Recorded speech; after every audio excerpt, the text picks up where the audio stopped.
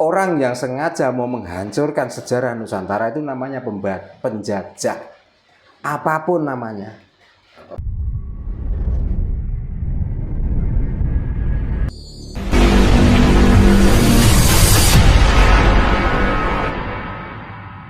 Pak, ini ada juga tipe pertanyaan Pak Jarwo. Yeah. Nah, mungkin ini tentang hitungan Jawa, Pak. Yeah. Ada istilah Saptoworo, Yeah. terus Poncoworo, Yeah. Asworo, dan Tatal. Yeah. Itu di mana Pak penjabarannya? Hitungan Jawa itu dari dulu itu mengikuti zaman. Okay. Yeah. Zamannya Ki Ageng Bental Jemur, kita harus pakai hitungan Bental Jemur. Ya. Setelah itu berakhirlah hitungan Bental Jemur, kita masuk ke hitungan Rojomuko. Nah, setelah hitungan Rojomuko selesailah perjalanan Rojomuko, bergantilah dengan hitungan Adamakno. Okay. Nah, setelah Adamakno menyesuaikan zaman lagi karena Adamakno juga sudah tidak pas untuk dibuat hitungan, maka bergantilah di Suryo Alam. Jadi hitungan Jawa itu mengikuti zaman terus. Makanya kita tidak akan tergilas oleh dengan hitungan-hitungan dari luar. Jadi hitungan Jawa itu bisa menyesuaikan gitu loh maksudnya. Ya. Sesuai dengan kondisi Pak. Ya, kalau dibaca itu kan bahasa kuno. Itu kan sudah nggak berlaku untuk hari ini. Untuk apa dibahas? Gitu. Kalau itu dipakai, itu diterapkan hari ini pun juga sudah nggak zamannya, sudah nggak pantas. Jadi yang dipakai sekarang pakai surya alam. Surya alam itu. Ya, jadi kita itu menghitung dengan putaran matahari yang menyinari alam ini. Gitu. Kalau dulu konon sesuai dengan cerita masa lalu, bahkan matahari itu bisa diberhentikan loh. Karena apa? Karena zaman dulu manusia itu masih berbadan dua, badan halus dan badan kasar. Karena kita itu percaya dan tidak percaya. Kita itu masih keturunan Banul Jan. Banul Jan, Pak. Ya. Dan Banul Jan itu kalau dihubungkan dengan Bani Jin, ya karena jin itu sebenarnya siapa itu kita juga nggak tahu. Karena kalau kita itu merujuk ke Banul Jan, bukan merujuk ke Adam, kita tuh menemukan sejarah-sejarah yang ditinggalkan masa lalu. Contohnya di Gunung Dempel Tuban, di situ terkenal ada sendang dua, satu sendang Semar, satu sendang Arjuno. Sampai sekarang itu masih. Dan Dempel sendiri itu adalah tempatnya Karangkadempel, tempatnya Semar Bodronoyo waktu itu. Dan itu masih sampai sekarang. Di Babat ada Gunung Pegat yang sekarang sudah dihancurkan. Itu juga pokal olah Belanda. Untuk apa? Ya untuk menghilangkan sejarah kita. Untuk mengkaburkan, Pak. Untuk mengkaburkan supaya kita tidak mempercayai dengan leluhur kita masa lalu. Di Tuban ada namanya Gedibal Seno. Ini juga dihancurkan. Coba. Nah, inilah bukti bahwa sebenarnya orang yang sengaja mau menghancurkan sejarah Nusantara itu namanya penjajah. Apapun namanya.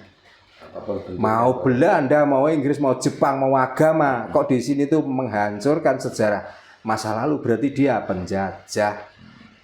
Itulah penjajah otomatis mau menguasai. Gitu. Makanya agama pun kalau di sini itu terus-menerus seperti ini, tujuannya apa? Tujuannya hanya ingin menguasai Nusantara. Karena apa? Heran dengan Nusantara ini loh. Banyaknya situs-situs purbakala yang ditinggalkan leluhur masa lalu yang sebenarnya negara lain rakyatnya tidak ada satupun yang bisa membuat bangunan yang seperti ada di Nusantara. Itu loh. Bahkan yang sangat mengenaskan lagi, sebenarnya Pemkab Tuban itu juga salah. Salahnya di mana, Pak? Salahnya di perempatan pabrik kapur. Itu ada Tugu 2 yang itu peninggalan masa lalu sebelum Mojopahit. Itu dihancurkan, dihilangkan. Tahun ini kan sudah tahun berapa itu dulu masih ada? Ya sebelum Mojopahit berdiri, berarti masih Mataram kuno. Enggak, yang dihancurkan waktu dihancurkan. Kan barusan kemarin. Berapa tahun yang lalu? Setelah ada Bupati Pak Huda ini. Itu sejarah loh, itu sejarah luar biasa loh itu. Karena waktu dulu kalau mau melihat Tuban, walaupun Gapuro itu kecil dan di sampingnya itu ada namanya makam ini Kombo Karno. Itu untuk pertanda, ya, orang mau berlayar, orang itu pedagang dari luar negeri mau masuk ke kota Tuban tuh hanya melihat itu satu pohon, dua itu Gapuro itu. Dan saya ada ceritanya, ada bukunya, nggak omong kosong. Tapi kenapa waktu Gapuro itu dihancurkan kok nggak ada yang protes? Kok dibiarkan saja? Nah ini, nah di sini dimuat. Oh, gini. Tahun berapa ini?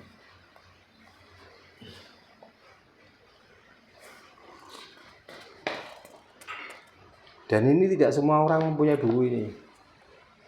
Makanya saya tahu sebenarnya banyak situs-situs purbakala yang dihancurkan di Tuban itu. Ya karena apa? Ya karena orang-orang baru yang mempunyai kepercayaan dari luar itu. Ya karena apa? Ya karena orang-orang yang membawa ajaran baru itulah mulai mengusik. Kalau nanti situs ini masih akan dipelajari dan orang-orang Tuban akan tahu sejarahnya seperti ini. Akan begitu.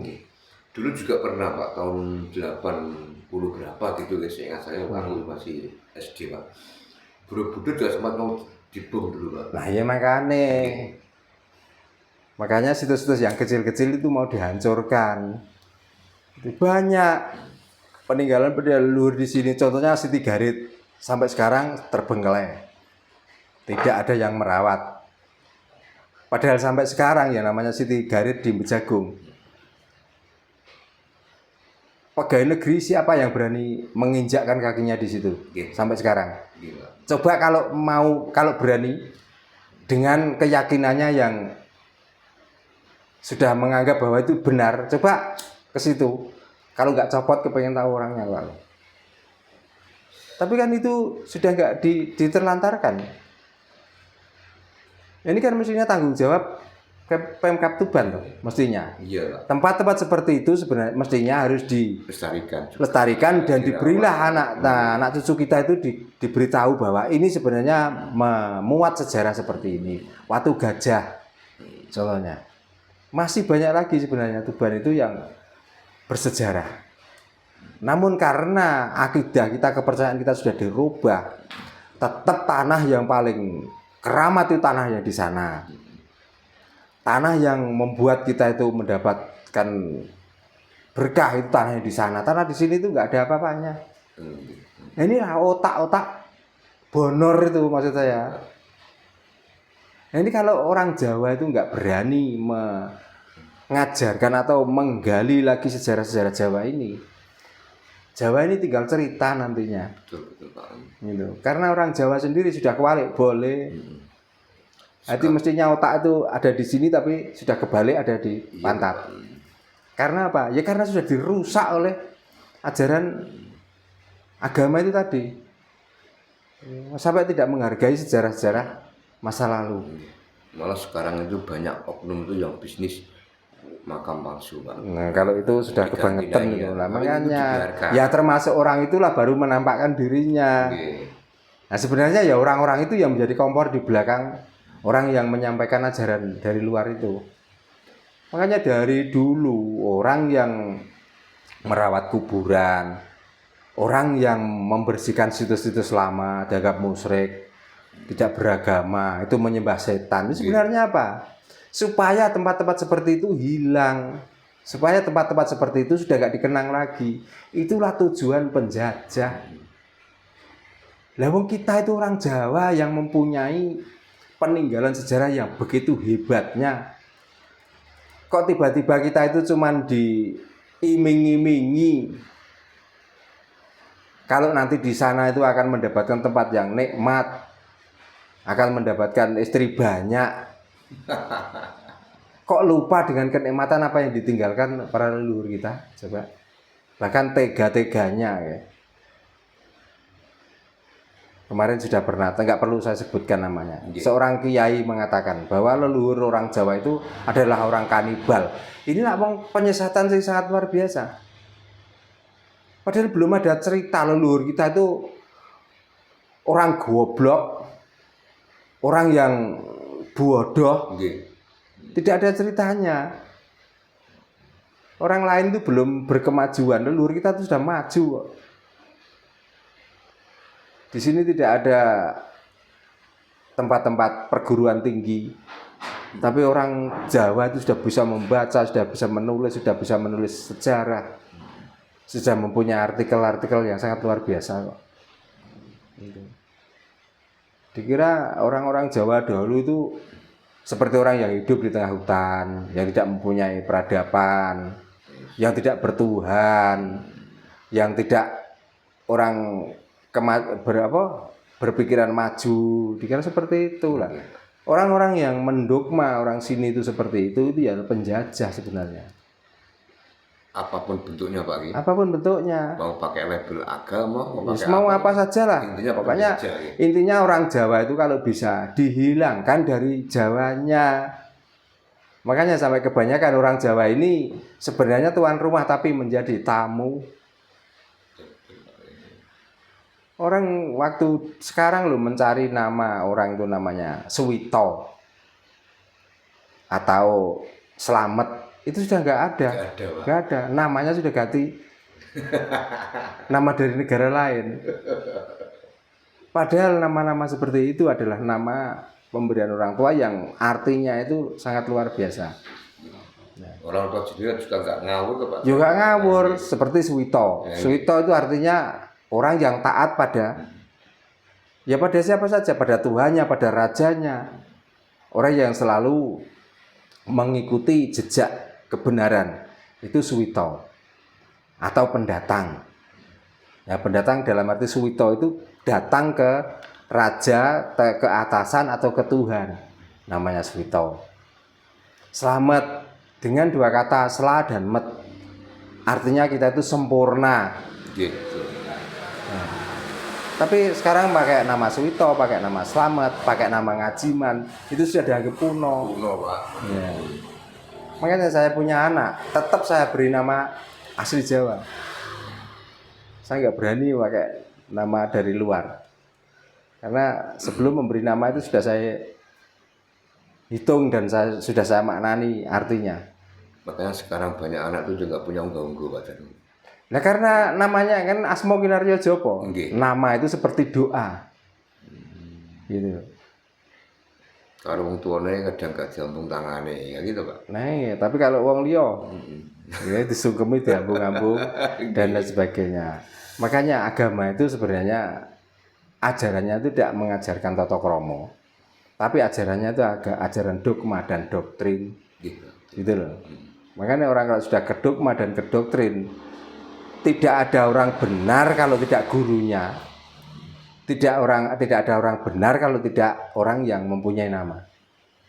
Gitu. Makanya sulit membedakan. Ini panutan apakah ini banyolan, itu sudah sulit membedakan.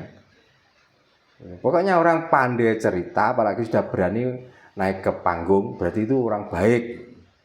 Itu bisa menjadi panutan.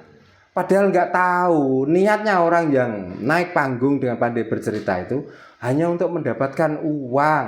Karena hanya dengan itulah dia itu mendapatkan uang. Gitu loh. Jadi intinya menumpang hidup dalam agama Pak. Makanya dia yang membayari, dia yang mencium tangannya. Ini ya aneh. Kecuali kalau orang yang ngomong di atas podium terus memberi dia dicium tangannya itu tanda terima kasih. Oh dia datang itu iuran untuk membayari orang yang cerita di atas panggung itu. Nah yang diceritakan itu bukan cerita leluhur kita, itu cerita leluhur orang lain dari luar pisan. Dan belum tentu itu gitu. Nah orang kok kagum dengan orang pandai bercerita. Nah daripada begitu mendingan delok jamu. Wis karwan kok nek keselen bar delok sulapan ana jamu untuk menghilangkan pegelinu, untuk sakit kepala karan tuku, beres. Nyata Pak itu Pak. Iya. Nggih, sampun matur sembah nuwun Pak Darno. Nggih, nggih. Rahayu. Ya, Rahayu.